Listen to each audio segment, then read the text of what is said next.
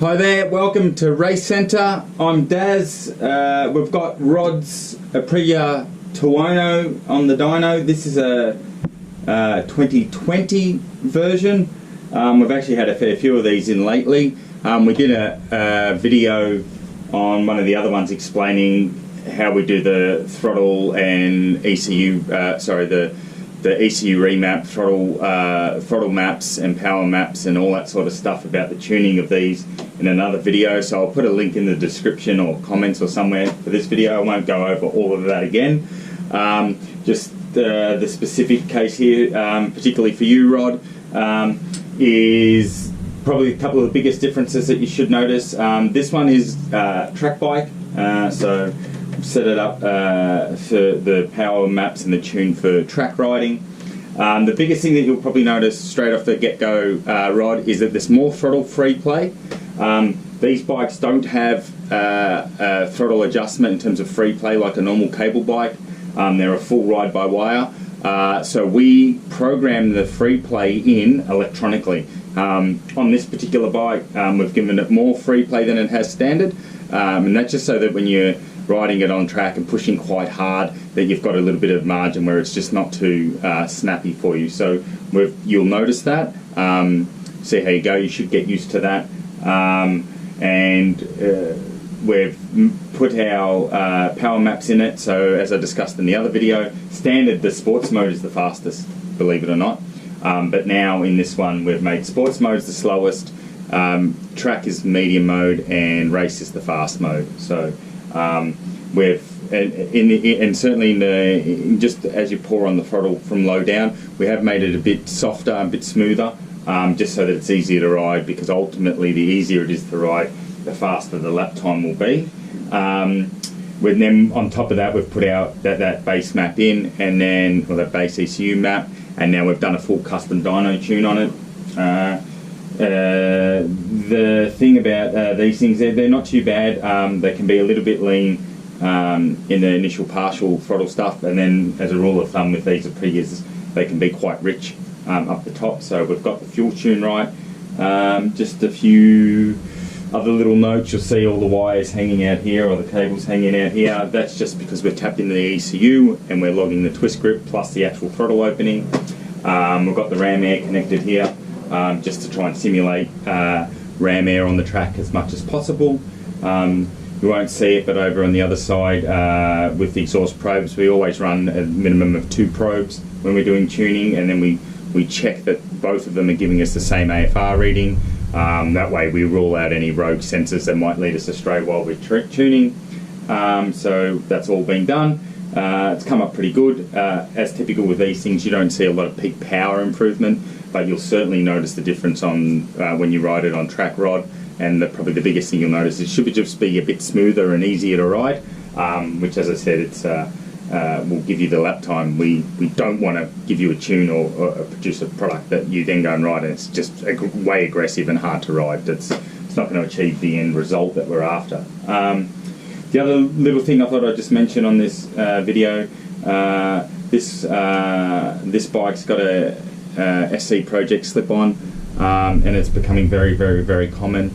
A lot of, particularly SC Project and Austin Racing, and I don't like. I'm normally I shy away from naming brands or trying to not rubbish anything or whatever.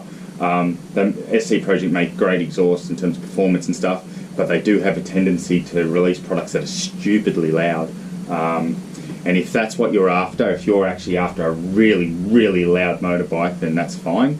But I feel like it's probably not as obvious as it should be on their website and their marketing material, that if you get some of their exhaust systems or some of their mufflers, it's the shorty ones that we're talking about, the really small ones. They are crazy loud. And this one's got one. It is extremely loud. Like I said, if that's what you're into, great. Me personally, being a track bike, Rod's probably going to find it difficult, but some tracks may send him home. It's that loud. And our sport's awesome and I love it, and we don't want to be fun police, but there's enough haters out there of our sport and our bikes as it is. So when we've got bikes that are offensively loud, I think it can turn some people off and actually attract unwanted attention to us. SE Project do make some normal size mufflers that are heaps better in terms of sound. Same performance. The thing to remember is that when you see these really shorty mufflers that they've got and they advertise it as MotoGP technology. MotoGP bikes are extremely loud, and even when they run at Phillip Island, they actually get special permits from the council and government to run that event because of how loud it is. So that's a special one-off permit that they get. This exhaust system is actually quite a bit louder than World Superbike, so it wouldn't even be allowed to run in World Superbike, it's that loud. So for me, when you have a proper muffler, it's quieter, still sounds awesome, and makes the same power. The only drawback for some people, it's aesthetics. People like the look of these real short mufflers. They're in fashion these days, and that's because that's what's on MotoGP bikes. And they're saying, "Oh, I want that." As long as you're aware of the consequences of these mufflers, then that's fine. But certainly don't go. If you're going to go down the path of, I want the shorty muffler, but I'll put a baffle in it or a decibel killer inside the muffler to get rid of some of the sound. Understand, whenever you put a decibel killer in that muffler, you're also killing horsepower. Not just the sound, you're killing horsepower. There are a couple of rare exceptions, particularly with Ducati V4s. But the general rule of thumb is if you put a dB killer in any exhaust, you're going to kill power as well. So the right answer, if you want performance, and if you want your performance and a decent sound but not obnoxiously loud, then you have to get a bigger muffler.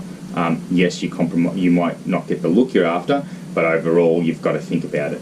But each to their own. I just put this in here because this bike particularly has a loud exhaust, and for me, I believe in free choice. Get what you want, do what you want. However, I would like to see some of these exhaust companies making it a bit clearer that they are producing exhausts that most people are not going to be able to run, and certainly over time, tracks and noise emissions aren't going to get any lighter. And at the moment, I dare say this bike would be sent home from a few of the racetracks in Australia. So just something to bear in mind. Rod, on that, if you do eventually put a bigger muffler on, as long as the inlets or the ID, the size is the same and it's roughly the same length, you will not need to retune the bike. It'll be fine. So don't worry about that. So yeah, she's come up really good. And let's now watch it running on the dyno. Thanks for watching.